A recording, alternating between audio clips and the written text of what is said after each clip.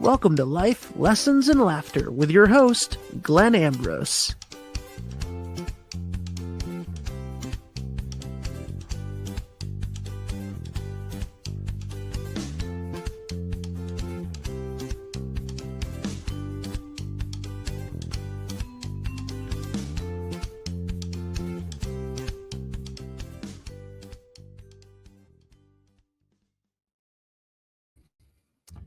Hello, everybody. Welcome to the show. Today, I am talking about, what am I talking about? Solitude versus isolation. Living up in the mountains of the Dominican Republic alone, I have some experience with this. So, you know how often I say that we need to think deeper, right? This is a good example of that. Like a lot of the issues that I'm seeing in the spiritual communities, the self-help communities, is basically that, just not thinking deep enough. You know, we're addicted to surface thinking, and then we're trying to get out of that, but we're not really sure how to do it yet. So, the thing about the surfacey thinking is that often things resonate with us for certain reasons, but we don't understand really why they resonate with us. And that leads to a lot of mistakes, right? So I think that solitude and isolation is a good example of this. And I think that there's quite a few good examples of this in, like I said, the spiritual or the self-help communities, is that we go, like solitude is good because I can connect to myself and I can be totally present, and this is wonderful. And when we think that, or when we hear that, when we contemplate that, it sounds really good. So like, oh yeah, I'm going to go do that. But, but we don't think deeply enough. You know, it's, and of course, solitude, isolation, this conversation butts up against or meshes well with people getting away from society, or not being around people. And, often one of the main reasons is that people want to get away from other people is toxicity. Oh, they're toxic. Oh, I need to get away. Oh, the world's messed up. I need to get away from that. And, at first glance, I think people feel that that's what I've done.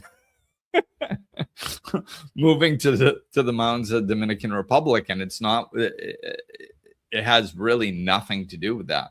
That's not why I moved here. I didn't move here to get away from people. I didn't move here because I didn't like the United States, or that I don't like people, or I didn't move here to get away from anything, to escape anything. I don't think we can make moves like that. We can't make life decisions based on what we don't want, because that's fear-based decision making. We have to make decisions based on what we do want. And the ego will talk you into doing this really easily, because isolation is great for the ego, because you can control, the ego can control you better. If you're in isolation, your ego can control you completely, because you don't have outside influences questioning it. You're just trapped in your own head, and it's controlling what's going on in your own head. So it's like, oh, this is even easier. This is even better. Right? So So your mind can go, oh no, I'm not looking to get away from people. I just want to be peaceful. Oh, okay, wonderful. And then you go get away from everybody and you're actually isolating. You're not practicing solitude because it's simply not true. You are isolating yourself to get away from people. So that's a fear-based mentality. So yeah, we just have to think deeper. Okay. And you have to be able to be honest with yourself. And sometimes that's tricky. I mean, I get it. I'm not trying to put anybody down. I mean, sometimes I'm doing something and then down the road, especially if something isn't working out the way that I expected it to, if I dive deeper, all of a sudden I find out, wait a minute, no, I've been lying to myself. It happens. It happens a lot less now than ever before, but sure, it still happens a little bit. So we have to practice this and be honest with ourselves. And, one good way to tell if you're practicing solitude or you're in isolation is, how do you feel on a daily basis? Just that's one way. Just that. How do I feel? Right. And then, but the other one that I was going to say is, how do you feel when you get back out into public? See, a lot of times, if you pay attention, a lot of times that when people are talking about being alone in one way, shape, or form, they'll either talk negatively about what they're trying to get away from. So that's a clue right there. Or they'll say like, oh, I went out back in public and I couldn't handle it. Oh, I was taking on everybody's energy. It was very hard. Or there's so much toxicity. I had to get back home alone. Now I know why I don't go out. A lot of people even use animals, like, oh, I'll hang out with animals, but I can't stand people. It's like, well, so they spend all their time with animals because the animals don't talk back. The animals don't have their own ideas, right?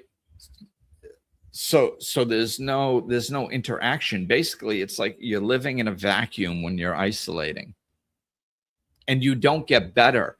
Like isolation does not heal. It does not refresh.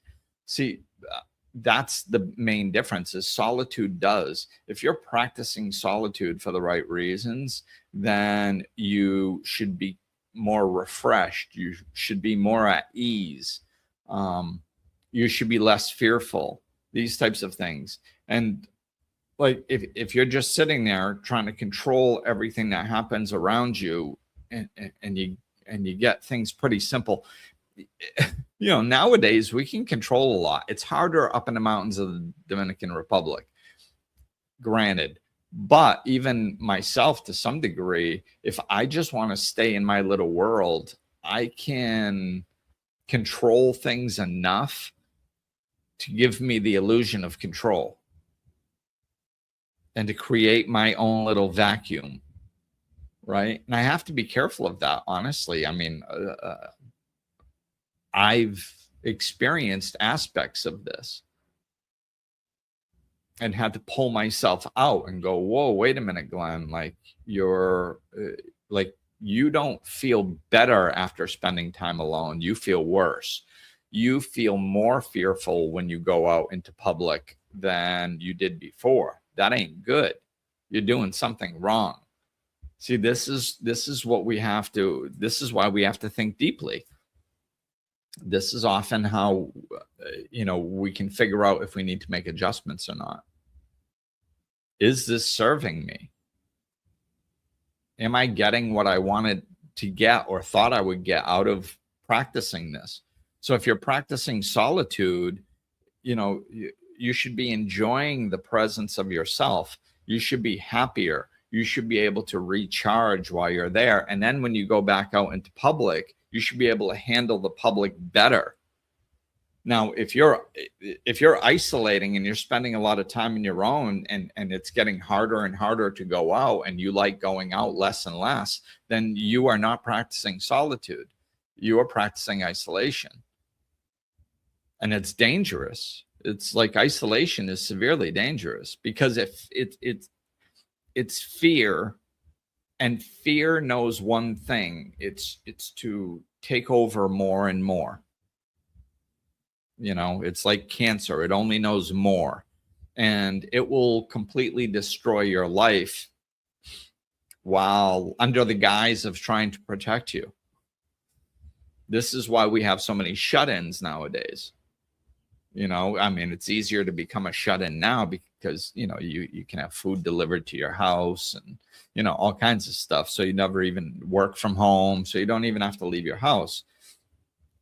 And it's very dangerous, because isolation is dangerous, because we need feedback. We can't stay trapped in our heads. You know, I've talked about this before. It's like people think like food and water and shelter are the only things we need in this life. And it's like we're not robots. It's not like we don't just need oil or gas. You know, like we need other things to stay healthy and functioning. And, you know, from a psychological and emotional standpoint, and one of the main ones is other people. We're not created to live in vacuums. We're created to live in communities. And right now, isolation and individuality and independence is way overrated. I mean, I'm gigantically independent. I'm probably more independent than possibly anybody that I know.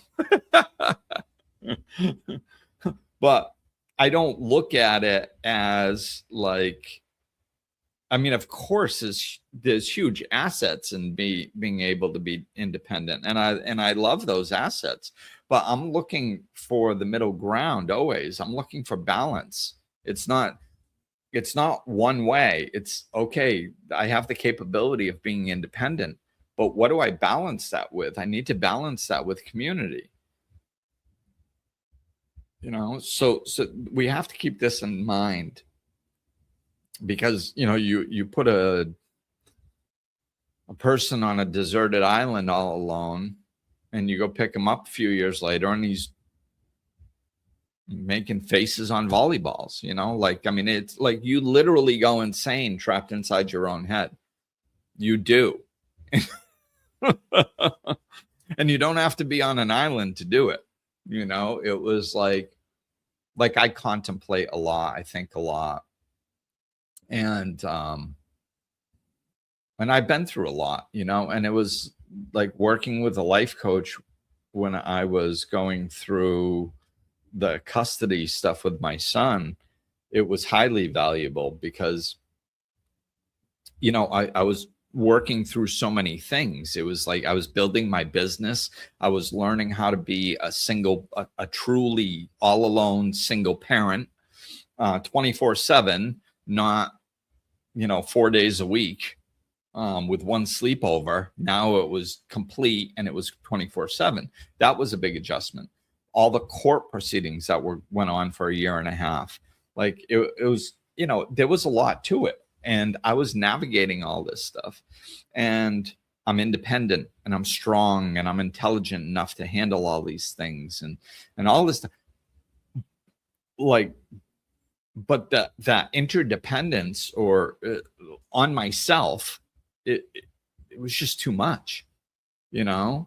And I would think things through sometimes, and I'd get on a call with my life coach, and I'm talking, and I'm like, okay, I've been thinking it over. I think I'm going to do this, this, this, and this. And I'm hearing it as it came out my mouth. And I'm like, oh my God, that doesn't make any sense. Why did that make sense in my head? So I'm like, no, okay, I'm looking at that wrong. I shouldn't be doing this. I should be doing this, this, and this. because if I come in from this angle, that's what's going to give me the results that I want. And this is how I should handle that situation, because that's fear-based and this is love-based. And it's like, yeah. And, and then getting that confirmation from my life coach going like, yes, now you're right. Before you were crazy. Now you're thinking clearly. And that is the avenue and the line of thinking that you want to follow. You're on track again now. It's like, oh, okay, thank you. So sounding boards are real. Confirmation is real. It's some of the big things that I get paid for as a life coach. Those things are highly, highly valuable, right? So we can get trapped in our own heads, and we will if we're not careful. So that's another, cautionary tale of isolation versus solitude. We get mentally dull when we're not interacting with other people, exchanging ideas, exploring other thought forms. And right now, this is very, right now, a lot of people are practicing a form of isolation while they're surrounded by other people. And what they're doing is they're isolating their thoughts. They're isolating, like if you're just watching whatever news channel that you like, you're creating isolation. You're creating a vacuum. So, if the left watches the left TV channel only and not the right, then it creates a vacuum. And I understand why people don't want to watch the right, because it's annoying if you're on the left. And the people on the right don't want to watch the left because it's annoying. But if you watch both briefly, you'll probably stop watching either. Because hopefully you'll realize that they're both lying.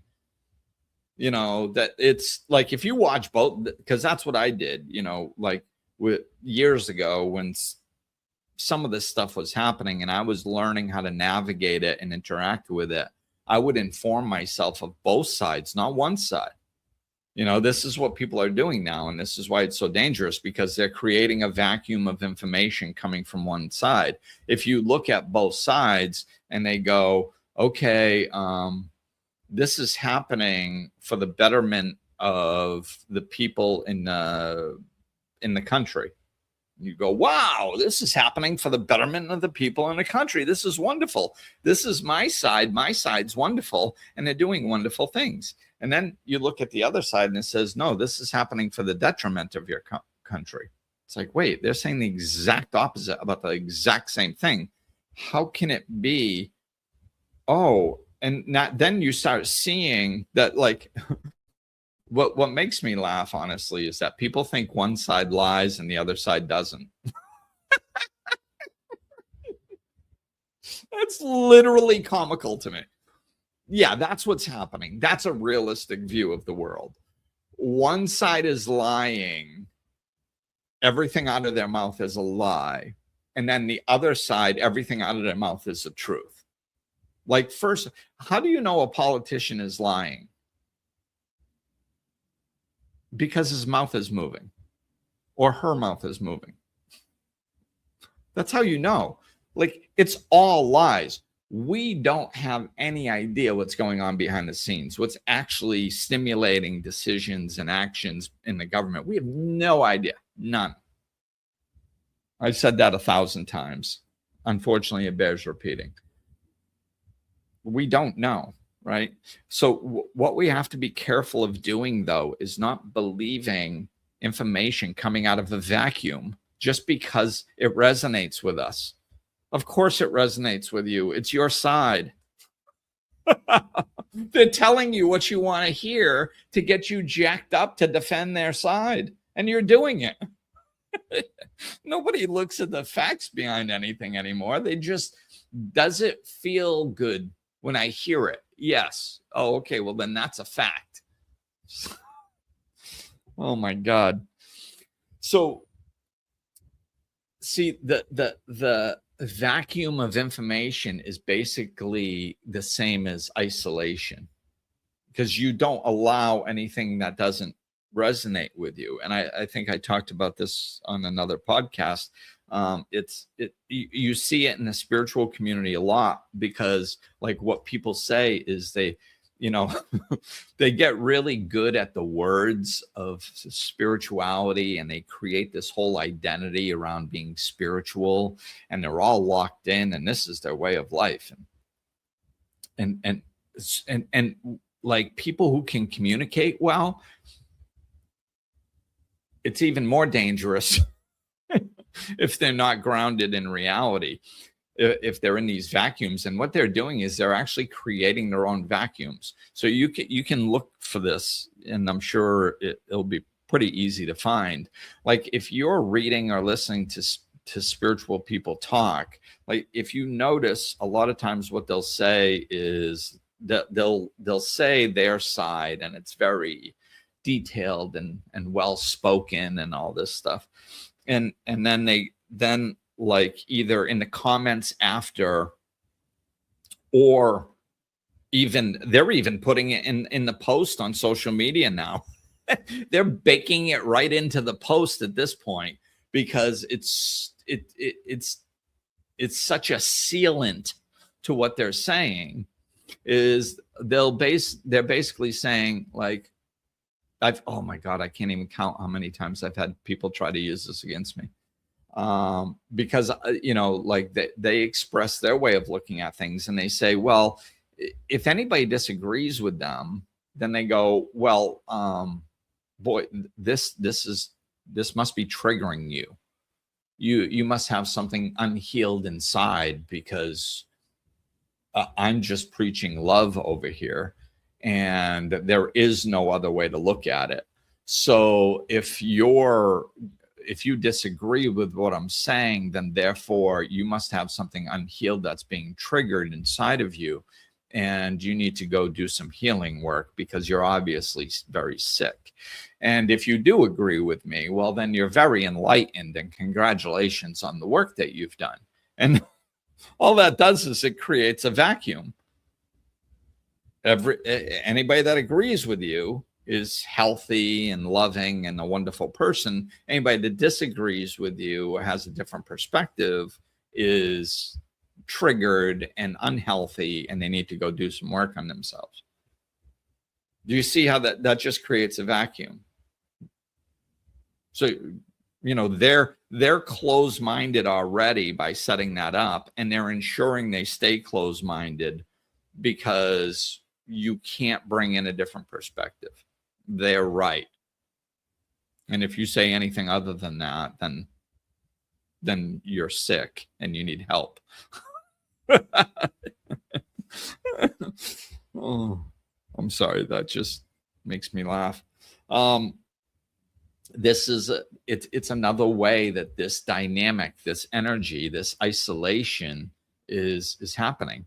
So when you're in solitude, you want to be working on yourself in solitude. You want to be enjoying the presence that is you, not denying the world around you, not denying your humanness. You see, this is what this is?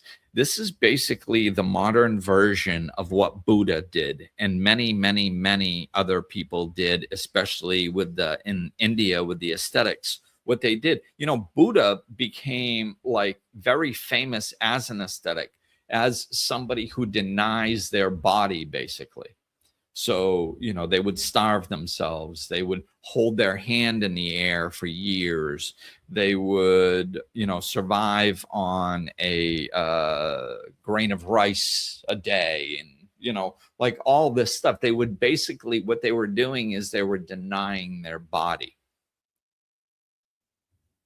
You know, and they would do it for a lifetime. Now, when Buddha finally said, this isn't working, like I've been doing this for years, I've become famous amongst the others for it, because I'm so disciplined, I am so consistent, I do this so well, I deny my body, which is basically our humanness, our human presence on earth. I deny this better than most, and I'm not awakening.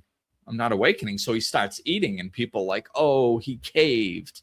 He failed. I can't believe it. He was this one that we looked up to because he was so good at it. And then he caved and he started eating. I thought he had the follow through that it took, and he was like, it's not working.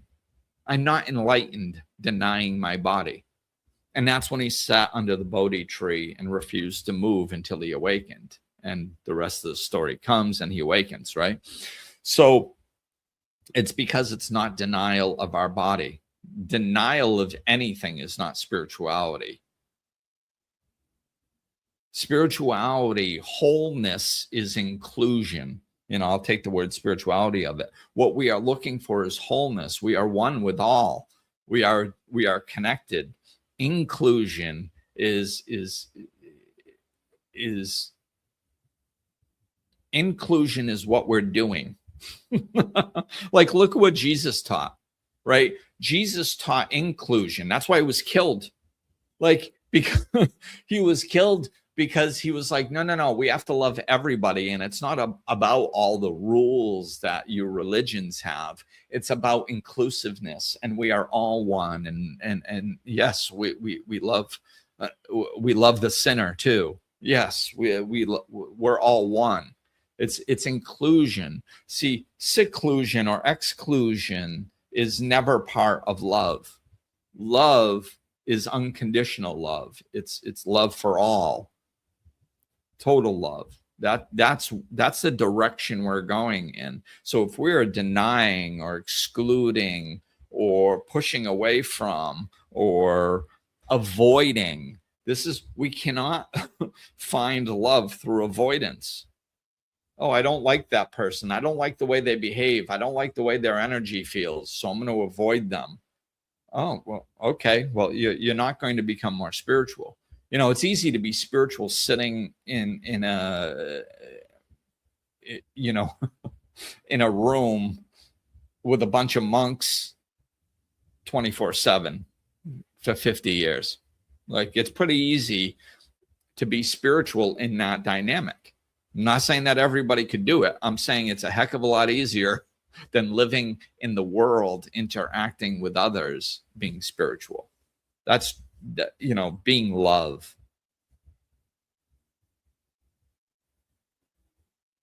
Isolation, separation, exclusion, denial, none of this, avoidance, none of that leads to any place good. It's all symptoms of the ego. And it's a symptom of non-growth. I mean, what do we do? Like, when things get difficult, we stuff our feelings, right? We avoid them. We push them so we don't feel. Is that healthy? No, of course it's not healthy. Okay, then what is healthy? Well, if we experience something we don't like and we allow ourselves to feel it, we don't deny it, that is healthy. Oh, okay. See, this is, and everything is like that. And we just got to be careful about the story we tell ourselves. Because, why am I even doing this podcast? It's because many people have told themselves the story of solitude. Solitude is an aspect. Jesus practiced solitude. Jesus went out in the desert for 40 days and 40 nights. Jesus often went off on his own in solitude.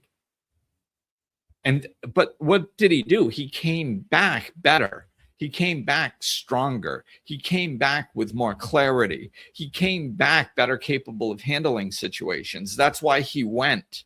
It was the whole point, right? He didn't go to avoid. He didn't go off and then come back and go, oh my God, I can't handle you people. I'm going off again.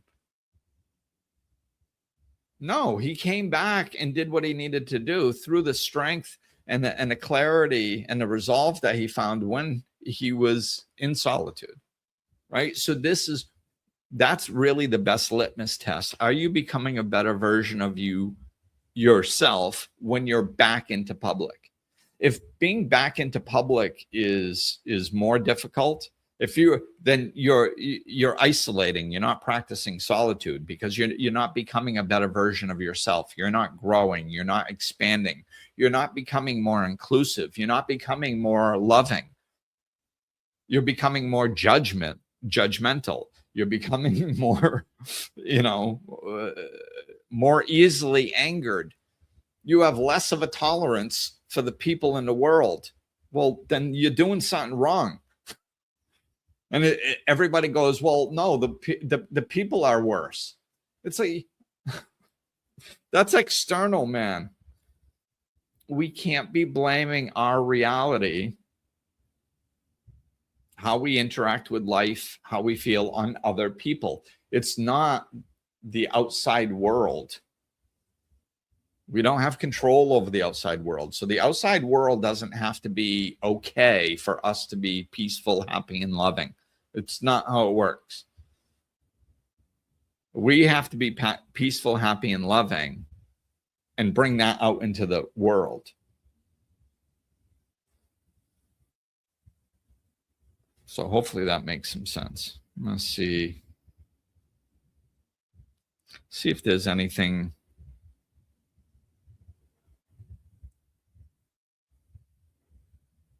Yeah, this is basically it,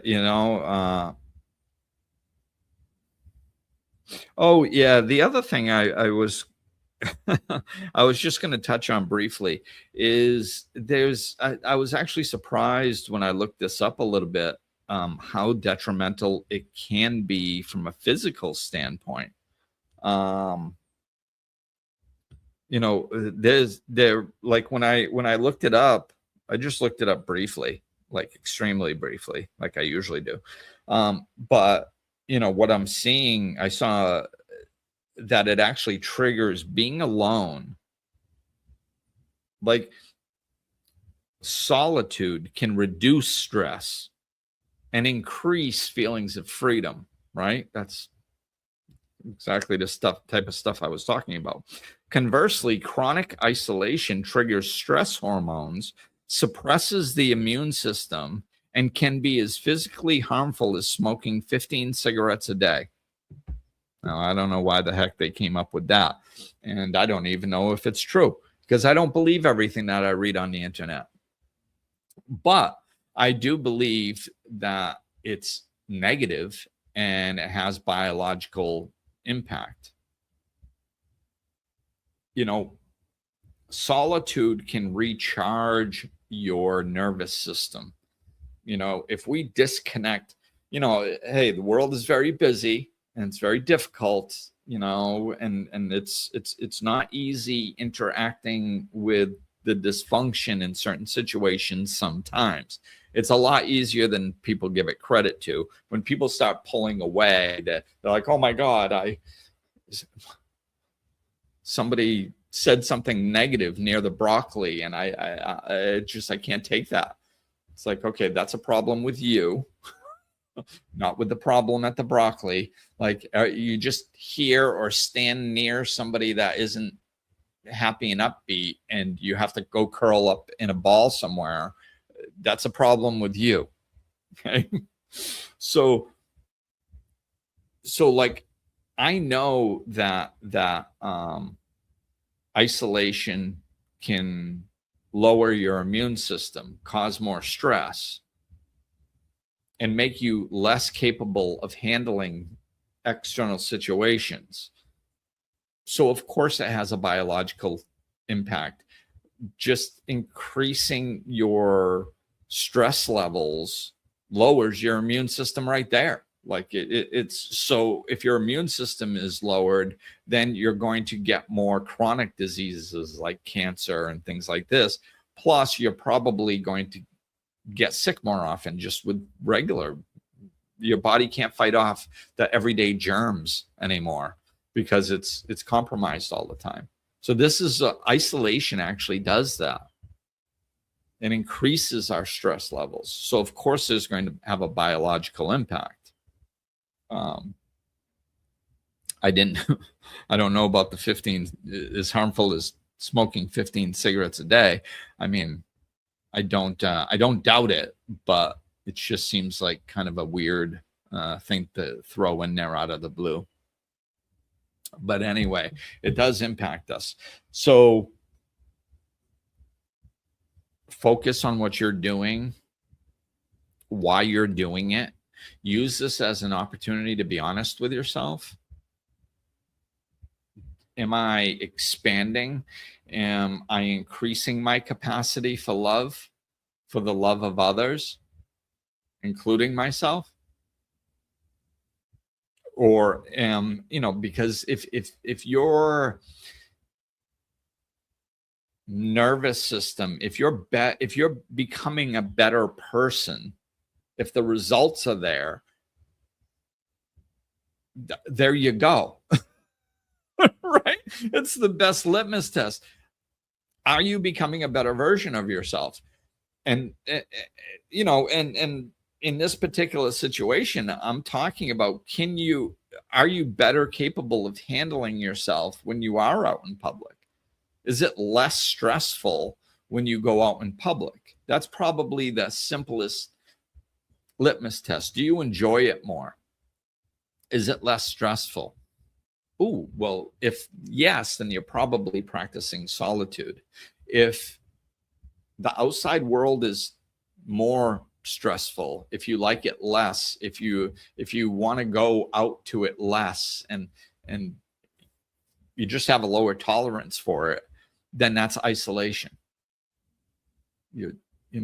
So understand what you're doing, think deeply, try to figure out if you're lying to yourself and if you're rationalizing things in all areas, but especially in this one. That's something we really need to work on, learning to be honest with ourselves and not BSing ourselves. So that, and really the best test is, are you becoming a better version of yourself? And use the examples I already gave. Don't be like, am I becoming a better version of myself? Well, let's see. Yesterday, I went out in public and I was angry all day. Today, I stayed home all day and I'm happy all day. So, yep, I'm becoming a better version of myself. That's not what I mean.